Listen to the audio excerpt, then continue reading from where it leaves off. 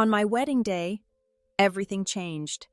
Young Woo's attitude towards me shifted dramatically after Whining was attacked by several men in an alley. Instead of supporting me, he blamed me entirely for the incident. His sympathy completely turned away from me. When I was later attacked and barely clinging to life, I made one desperate phone call to Young Woo. To my shock, he coldly hung up on me, showing no understanding or care. At that moment, I realized how much he had changed. I knew Ting was terrified of thunder, and I couldn't bear to leave her alone. In my next life, I decided to do exactly what he wanted, to walk away. But fate had other plans. At a crowded hot pot restaurant, a dramatic scene unfolded when someone poured boiling soup over my face. The restaurant buzzed with whispers. Everyone could see the drama playing out. The mistress was boldly sitting there, and the man was calling her his wife. It seemed unfair how some men could get away with having multiple partners, especially if they were good-looking. The situation felt disgusting and provocative. This wasn't the first time such a scene had happened. In my previous life, she loved creating public spectacles and embarrassing me wherever we went. If I hadn't learned the truth before my death, I might have endured it all over again. Both Jibo and the others held an undeniable responsibility for what occurred. Yin Wei Ian's gentle voice broke through my thoughts, sounding like a distant memory. He carefully tried to wipe the spicy oil from my face, but I couldn't forget his past accusations. "It's because of us that Ting became like this," he had said. "Can't you just bear it?" This time, something inside me snapped. Almost instinctively, I pushed him away. Then, in a moment of pure rage, I poured an equally hot and spicy soup directly onto Whiting's face. Her scream filled the restaurant. She rolled on the ground, covering her face dramatically. Her eyes burned with pure hatred towards me. As I watched her in pain, I found myself laughing. Moving closer, I spoke through gritted teeth. "Whiting, I've wanted to do this for a long time." Jung-woo rushed to help Whiting, his face stern as he scolded me. "She's sick," he said. "Why lower yourself to her level?" I repeated the word sick mockingly, my sarcasm cutting through the air. Then, looking directly at Jung-woo, I raised my hand and slapped him. The restaurant erupted into chaos. People pulled out their phones, eager to capture every moment of the dramatic confrontation. Standing in the crowded restaurant, I pulled out our marriage certificate from my bag. Deliberately raising my voice, I addressed Janu. "I'm here to ask for a divorce. Meet me at the Civil Affairs Bureau at 3 o'clock. Janu stared at me in complete shock. Without saying another word, I walked out of the restaurant, feeling like I was in a dream. Our story began long ago in the same orphanage. Janu and I had depended on each other to survive. Our bond forged through shared hardship. Our connection with Jung-woo was broken when he was adopted by the Jae-young family. Years later, we reconnected in college and fell in love. Ting, who was studying abroad at the time, had joked, "You must let me be your bridesmaid when you two get married." I never suspected that Ting harbored feelings for Jung-woo until our wedding day. Everything changed when I accidentally lost the spare ring. Ting went back to my house to find it, but her life took a horrifying turn. A group of drunk men dragged her into an alley. By the time she reached the hospital, she was barely clinging to life, constantly calling out Jung-woo's name. The more she called for him, the more silent he remained. We canceled our honeymoon and took turns caring for Ting. Her mental state was fragile. Whenever she saw me, she would go mad, throwing things, crying, and seeking refuge in Jung-woo's arms. She was like a delicate, frightened rabbit, unable to bear the slightest disturbance. Eventually, Janu, massaging his temples, told me, "We owe her an apology. She only recognizes me now. Can you keep your distance from her?"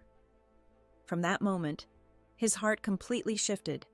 Whenever Ting asked for something, he would choose her without hesitation. After work, he would first drive to Ting's house, returning home only in the middle of the night. What could I say? I felt guilty. I had no right to complain, especially after the incident at the hot pot restaurant in my previous life. Young Woo stopped visiting Ting for a while, which gave me a brief hope of reconnection. Then came my birthday. Jung Woo had promised me he wouldn't go anywhere and would celebrate with me properly.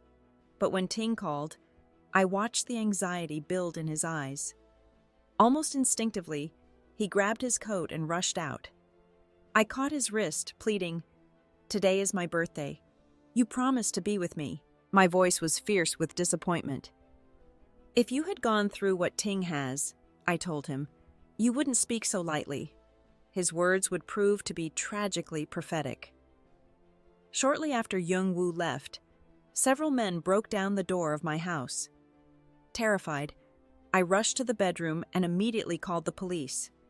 Before I could process what was happening, the men used a key to unlock the bedroom door. How did they have a key? The thought barely formed in my mind before panic took over. They pinned me down, tearing at my clothes. In that moment of absolute terror, I called Jung Woo. I knew he was at Ting's place nearby and hoped he would come quickly. Instead, I heard only his cold, impatient voice. "Can't you handle things yourself?" He explained he couldn't leave because Ting was scared of thunder. A bitter smile crossed my lips just before the phone was violently snatched away and disconnected. In my final moments, I heard an angry curse. If I could live my life again, I would stay far away from these people. As my soul drifted away, I found myself at Ting's house. I watched her timidly holding Jung Woo's arm like a lifeline. "Are you leaving?" she asked, clinging to him. Jung Woo touched her forehead gently, whispering, "I'll wait until you fall asleep." A flicker of panic crossed Ting's face. Suddenly she grabbed his shirt and kissed him passionately on the lips. Jung Woo pushed her away, his voice tinged with displeasure and conflict. "Ting, I'm married," he said, but there was hesitation in his tone. Tears welled up in Ting's eyes. "If I hadn't lost that ring," she said, "none of this would have happened. You promised to make things right. You said you'd do anything for me." Jung Woo's expression stiffened. As if reaching a compromise, he closed his eyes and allowed Ting to kiss him again. His hand skillfully moved to her waist, preventing her from falling. The scene felt practiced, as if they had replayed this moment countless times before. I watched in horror as he became more carried away. His eyes clouded with desire, and he unconsciously held the back of Ting's head, deepening the kiss. A wave of intense nausea overwhelmed me, and I felt sick to my core. The thunder had stopped, but Ting was still too frightened to sleep alone. So Jung Woo stayed to keep her company. He made several attempts to call me, none of which connected. With each failed call, his expression grew darker, filled with mounting anger and frustration. In the middle of the night, while Jung Woo slept, I watched Ting cautiously move to the balcony to make a phone call. Her hushed conversation sent chills down my spine. "Is it done?" she whispered. When the response came, her face turned pale. "What? Someone died?" Her voice trembled with panic. "I only told you to seduce her, record a video, and threaten her. You idiots! I can't believe I trusted you. I just wanted you to pretend to assault me, but now everything is ruined." The truth hit me like a thunderbolt. The thugs who attacked me had been hired by Ting herself. Even her supposed assault was an elaborate drama she had orchestrated after my death, perhaps out of some twisted sense of guilt. When Ting attempted to flee by buying a plane ticket, the police arrested her at the airport. The man who reported her looked tall and somewhat familiar, but I was certain it wasn't Jung Woo. I strained to see his face clearly, but consciousness slipped away. When I opened my eyes, I had been reborn. I hadn't been away from the hot pot restaurant long when Jung Woo's call came through. "I don't agree to a divorce. Where are you now?" As I held the phone, a car slowly pulled up beside me. The window rolled down, revealing a stern face that gradually overlapped with the man who had called the police in my previous life. Young Qing gestured for me to get into the car. Jung Woo, still on the phone, heard something. His voice turned cold. "Yin Wei, how come you're with Jung Qing?" I hung up the phone directly. Jung Qing sent several messages, essentially warning me that he absolutely wouldn't go to the Civil Affairs Bureau and wanted to have a serious talk. He also warned me to stay away from Jung Woo. I couldn't help but laugh at the audacity of it all. Jung Qing was the late-born son of the Jung family patriarch. Known for his cold demeanor and distant relationship with the family, he had always been someone Jung Woo feared. For years, Jung Qing had been active in the entertainment industry, showing no interest in the family business. But something had changed. This year, he suddenly withdrew from the entertainment world, showing signs of competing with Jung Woo for the family inheritance. His actions seemed to coincide with the time just after my marriage, when Jung Woo would constantly leave me to visit Ting. Before I could ask Jung Qing why he was here, he spoke. "I'll take you to the hospital," he said simply. Jung Qing's gaze settled on my face. "Doesn't it hurt?" he asked. His words caught me off guard, and I instinctively touched my cheek. In my new beginning, filled with disappointment, I had been ignoring the pain from the hot soup. But now, with Jung Qing's question, the burning sensation suddenly became unbearable, spreading across my face and neck. "Thank you for your help," I said, sliding into the car. In this new chapter of my life, taking care of myself was my top priority. Jung Qing seemed genuinely concerned, and I saw no reason to make a scene at the hospital. He had the doctor perform a complete examination. Fortunately, the hot pot broth wasn't hot enough to cause serious damage. I was mostly fine. After the doctor applied medicine, I half closed my eyes, watching Jung Qing stand by the window making a phone call. "If you're busy, you can go back to the office," I offered. I remembered how he rarely visited the family home, and we had barely ever interacted before. His unexpected kindness surprised me. "It's fine," he replied, ending his call. Then, somewhat abruptly, he asked, "Are you planning to separate from Jung Woo?" I was taken aback, realizing he must have witnessed the scene at the hot pot restaurant. "I'll contact a lawyer tomorrow," I responded. He watched me silently, his gaze making me increasingly uncomfortable. "I'm a bit thirsty," I said, only afterward realizing I had just asked this stern, serious man to get me water. To my surprise, he actually went and got water, standing at the hospital entrance. My emotions were in turmoil when I suddenly saw Jung Woo rush in, carrying Ting frantically. Our eyes met, and he froze momentarily. I turned away, expressionless. After waiting in the room for a while and Jung Qing not returning, I was about to send a message when I heard a commotion at the door. It was Jung Woo. "Yin," he began. "This afternoon you threw hot soup on Ting's face at the restaurant. She thought she was going to be scarred. In her distress, she ran to the kitchen and tried to harm herself. She's bleeding heavily, and the hospital's blood bank is low. You have the same blood type.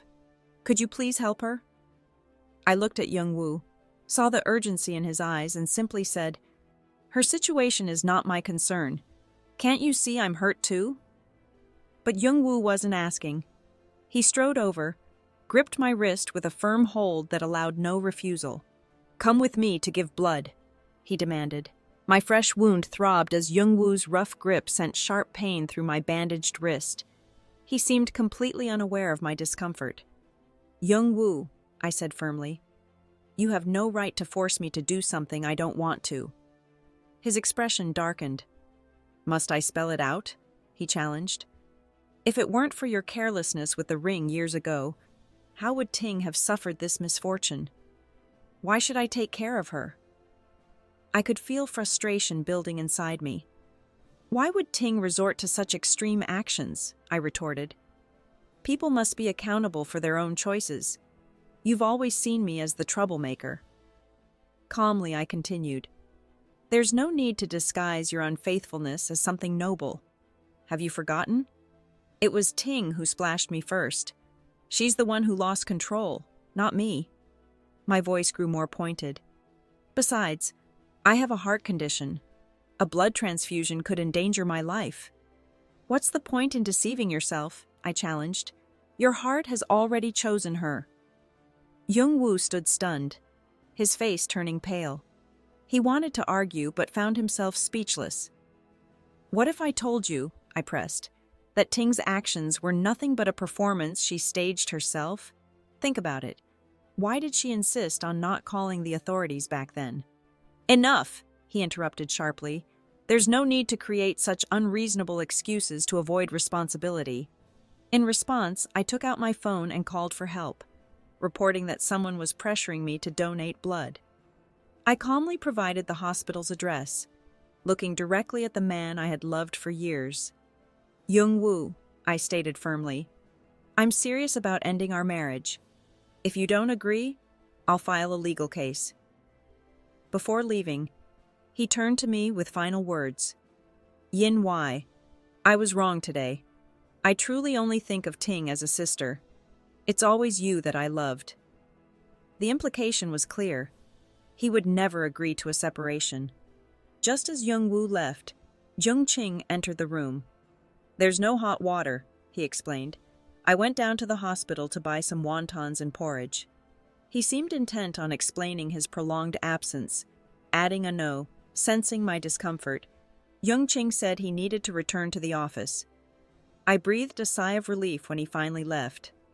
Shortly after, I received a WeChat message from him, a business card for a divorce lawyer known for an impressive success rate and never losing a case. I politely thanked him. Thank you, Uncle. After a long pause, he replied, Since you've decided on a divorce, there's no need to call me Uncle anymore. During my preparation to file for divorce, I wondered if the Jiang family had truly accepted Ting's status. Jung-woo's smile quickly faded as he removed Ting's hand, explaining to me with obvious unease. I simply smiled back, remarking casually that bringing someone to a family dinner just before a divorce was an interesting choice.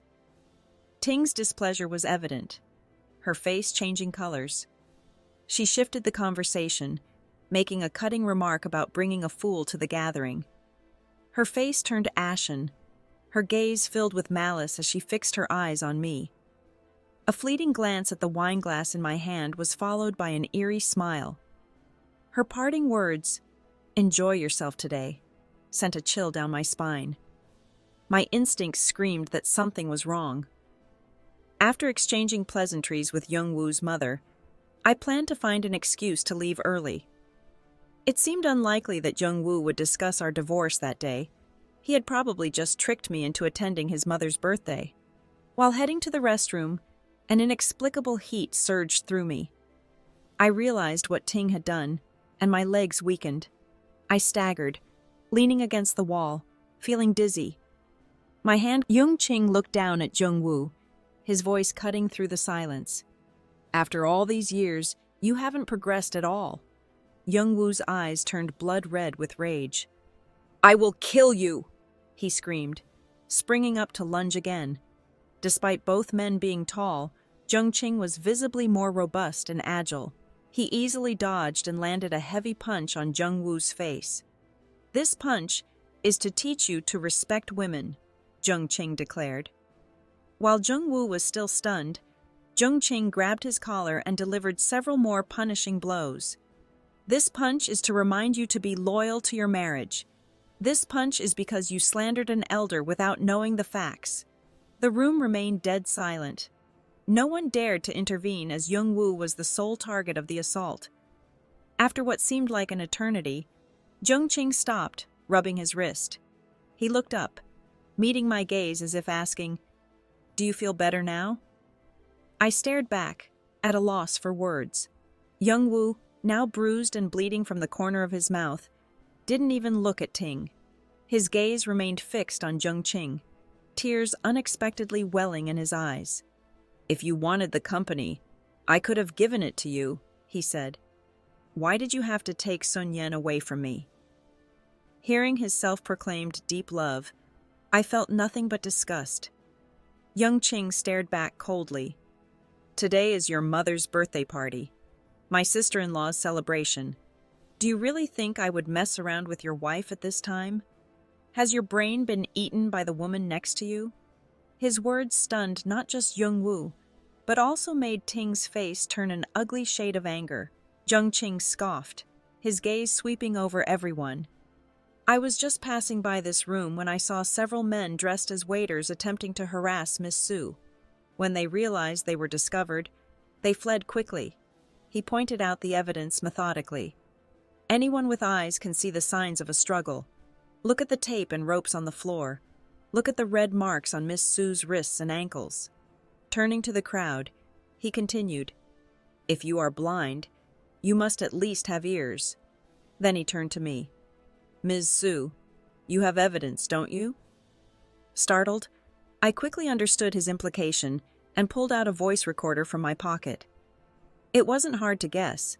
I had taken it out earlier to keep it from getting wet in the bathroom. Young Qing must have seen it. Yes, I had been cautious. I'd been carrying the recorder since agreeing to attend the banquet. When Ting and those men conspired against me, I had started recording. Now it had indeed proven useful. The moment Ting saw the recorder, she turned deathly pale. She lunged to snatch it, but Yongwu firmly restrained her arm. "What are you afraid of?" he demanded. I took pleasure in watching her terrified expression as I pressed play. The recorder broadcasted Ting's chilling voice with crystal clarity. "She's been drugged by me. You guys go ahead and take advantage of her. Make sure to record a video. Remember, I'll bring everyone over later to catch her in the act. Try to leave more marks on her body. Make her look like a slut." A deathly silence fell over the room. Ting collapsed to the ground. Yongwu reached out, his fingers trembling as he slapped her fiercely. "Yes, we wronged you back then," he said, his voice rising. "But do you hate her so much that you arranged for her to be violated? I've tried to make it up to you as much as possible. What more do you want?" Ting's face turned as pale as paper. Her expression bordered on madness. "Do you think I don't know that every time you kiss me, you're thinking of her?" she screamed. "I can't stand it. We grew up together. Why did you fall in love with her? What does she have that I don't?" The room erupted into chaos. Whispers of disbelief spread like wildfire. Is this really an affair? I felt somewhat grateful that Ting wasn't too intelligent to have spoken up. I took the opportunity to explain. I came to this banquet because Yongwu previously agreed to discuss our divorce. The reason we've reached this point is his affair with Ting. I never expected she would go so far as to drug me. If it weren't for Young Qing's intervention, I might have been completely ruined. I lowered my eye. I looked up at him. He gave me a reassuring look, explaining further. Those men had tampered with the hallway surveillance, thinking they could escape over the wall from the rockery. What they didn't know is that after a recent burglary, the Young family had installed additional surveillance outside the wall. The perfect trap had been set, and they had walked right into it. The external cameras had captured their license plates, and the police had just apprehended the men. Upon hearing this news, Ting became even more agitated and fainted. When she regained consciousness, the police were waiting. According to the confessions of the men, they identified Ting as the mastermind behind the planned rape. The police also uncovered another shocking revelation. The alleged assault on Ting years ago had been entirely orchestrated by her. As the police took her away, Ting screamed desperately, "I'm a victim too. I hired those men back then, but they betrayed me and truly violated me. That's why I hate Sun Yen. If it weren't for her, none of this would have happened to me." Her final words rang out with a mixture of desperation and malice. "Yongwu, only you can save me now. I love you so much. Everything I did was for you." When Yongwu learned the truth, he was struck like lightning, completely stunned. After a long pause, he slowly turned to look at me, his movements rigid. I watched calmly as his face turned pale, pain and confusion welling up in his eyes. Tears began to fall, as if countless unspoken words were stuck in his throat. Suddenly, I was transported back to a memory from our time in the orphanage, my 8th birthday.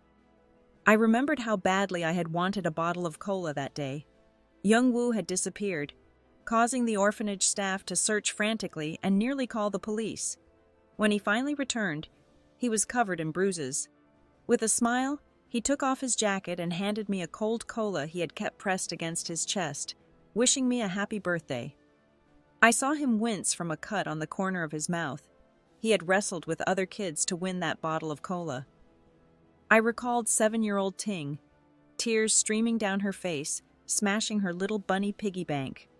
She used her saved pocket money to buy me a tiny 2-inch strawberry cake. The following year, when a wealthy family came to the orphanage and Young Woo was adopted, the head asked if I wanted to go with them. I looked at the timid, hopeful Ting beside me and gently shook my head. Young Woo left with the family, while I remained in the welfare home until I was 18. Times change, and none of us remained as we once were. Finally, I spoke to Jung Woo with a calm clarity. Maybe at first you were compensating Ting, but you gradually developed real feelings for her. There's no need to deny it. The moments of abandonment and the sleepless nights are proof enough that people change. Clinging to a forced relationship will only make me loathe our past memories. After a long struggle, I finally managed to divorce Jung Woo. The lawyer introduced by Jung Ching proved to be exceptional. I became his 106th successful divorce case. The settlement was generous, providing me with a significant share of assets that I used to start my own company. I spent months carefully recruiting and setting up the business.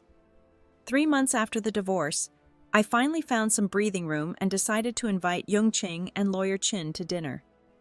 When I arrived at the company that evening, I saw Jung Ching's car already waiting. "Congratulations on your new beginning," he said with a smile. Since lawyer Chin was friends with Jung Ching, they often had dinner together during my lawsuit. Over time, I came to understand Jung Ching's true character. He appeared cold on the surface, but was actually a man of great depth and refinement. He held firm views and principles, rarely smiling, but when he did, it was mesmerizing.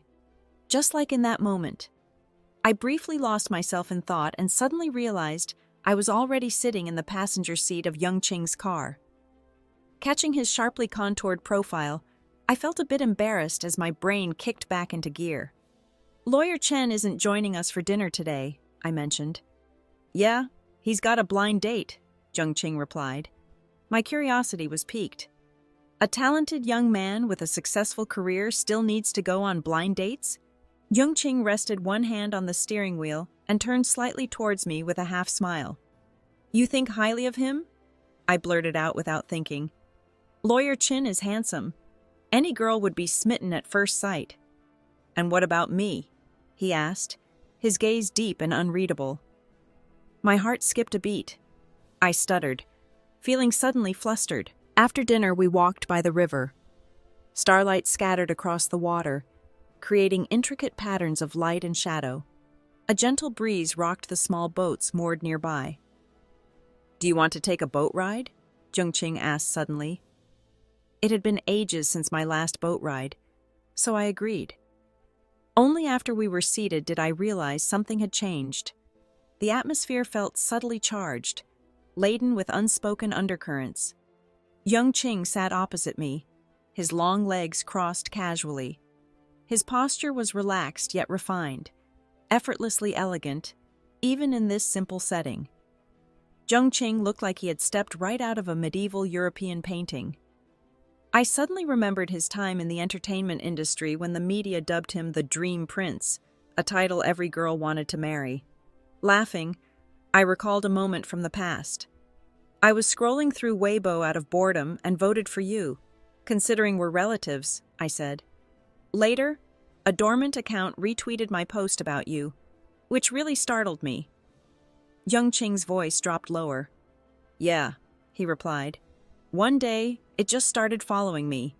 No profile picture, no posts, no details. It liked every post I made, I continued. If that's not a dormant account, what is? It was surprising because that was the only post it ever shared. The one saying you were the dream prince that every girl wants to marry. I joked, if I didn't know it was a dormant account, I might have thought it had a crush on me. Young Qing fell silent. I started to feel restless, sensing something was about to happen. That red lantern on the shore looks nice, I said, trying to break the tension. I want to take a picture. I grabbed my phone and stood up quickly, but unexpectedly lost my balance. Before I could react, I fell forward into a pair of cool arms. I found myself sitting on Young Qing's lap, his arms circling my waist from behind. My hands involuntarily rested on his chest, and I could feel his heart pounding fiercely. In the dim, ambiguous light, his sharp features were intensely focused on me. His warm breath brushed against my nose. Word by word, he looked into my eyes. Son, he said, that was my alternate account. I've liked you for many years. I was stunned. Even after Young Qing drove me home and left, I remained dazed. Snapshots of our interactions replayed in my mind, how he had coincidentally bumped into me after the hot pot restaurant, took me to the hospital, rescued me from those men, stood up to Yongwu, supported me through my divorce, and even reported Ting in my past life. The signs had been everywhere. But why? Beyond my confusion, my heart seemed to skip beats. I've liked you for many years, his trembling confession echoed in my ears. He smiled softly and said, It's okay. I can wait. My face grew warm. Suddenly, a familiar yet strange voice came from behind. I turned around to see Jung-woo standing under the moonlight, silently watching me. Jung-woo stood before me, a shadow of his former self. His complexion was pale, dark circles etched under his eyes, his cheeks sunken. He looked like withered branches in autumn. Did he just bring you back? He asked, clearly referring to Young Qing. Are you two together now? I looked at him coldly. What does it have to do with you?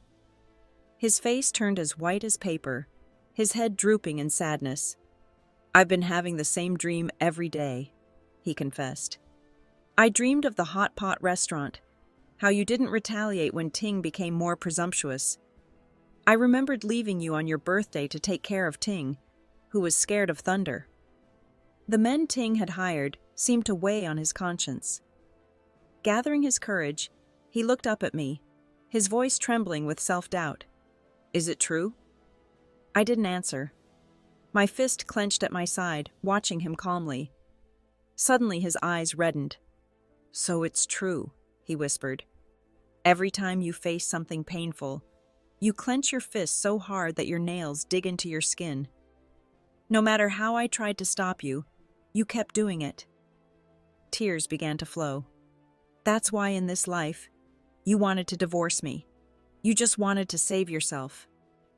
He covered his eyes, but tears still streamed through his fingers. What did I do back then? I went to Ting when you needed me most. I hung up your call when you reached out for help. How sad and desperate you must have been.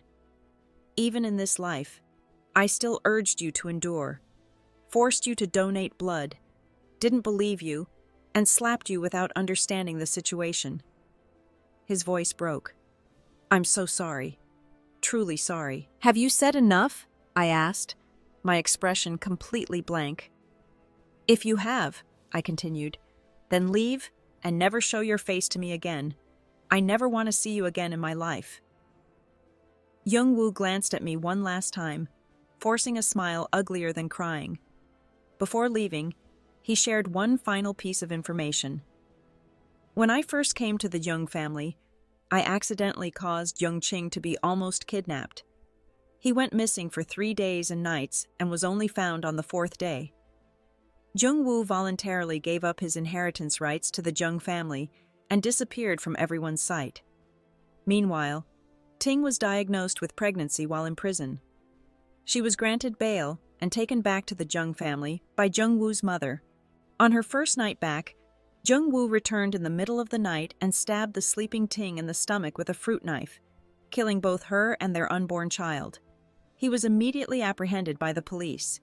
When Young Ching told me these details, I was momentarily taken aback. "Do you feel sorry for her?" he asked. I shook my head. Whether in my past life or this one, Ting always wanted me dead. Her end can only be described as self-inflicted, evil beginning, evil ending. If I were to pity her, then who would pity me from my past life? Young Ching paused, then asked about Jung-woo. I raised an eyebrow, staring at him until he slightly averted his gaze. "I feel nothing for him anymore," I said calmly. His brow relaxed. During this time, our relationship existed in a delicate space between friendship and romance. He picked me up from work daily, we had dinner together, and spent weekends traveling. He even used his entertainment industry connections to get me VIP tickets to a concert by my favorite singer, which included an interactive session. The interactive song was called "Liking You."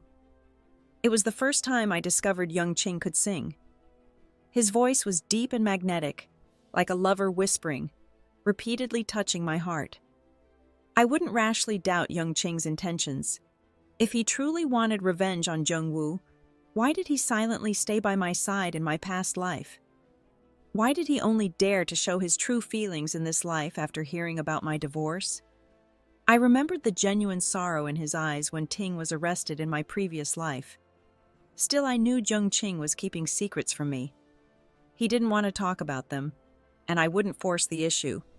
I thought it would take a long time to learn these secrets, but the opportunity came unexpectedly during a mountain climb. Exhausted, I declared I couldn't walk any further. Young Ching laughed, ruffled my hair, and bent down. "What happened after that?" I asked. Young Ching smiled. "I told you it was my birthday and asked if you could take me down the mountain. I offered to treat you to cake. You happily agreed, even specifying you wanted a strawberry-flavored cake and a bottle of Coke." I paused and smiled at the memory. Young Ching had been injured in his leg and couldn't walk down the mountain alone. I had helped him to the mid-slope and then carried him down. "To be honest," he said, "I've never seen any girl work so hard for a cake and Coke. You were sweating, your legs were bending, your whole body was shaking, but you still clenched your teeth and persevered." After getting me down the mountain, Young Ching's voice filled with a hint of regret. "I wanted to keep my promise and buy the cake," he explained, "but when I discovered those people were following us, I had to hide first." His voice grew softer. "I saw them burning your arm with cigarette butts. It must have been incredibly painful, but you didn't make a sound. I quickly asked a waiter to call the police. When I came out to find you, you had already disappeared." Unconsciously, I looked at my bare arms and spotted a faint scar. "Since then," he continued, "I've always wanted to find you, to make sure you could see me. I gave up the Jung family inheritance and chose to enter the entertainment industry. I worked my way up step by step, reaching the highest and most visible position. Finding you became the goal of my life. I felt my life would only be complete once I accomplished this." He shared a poignant memory. "It was just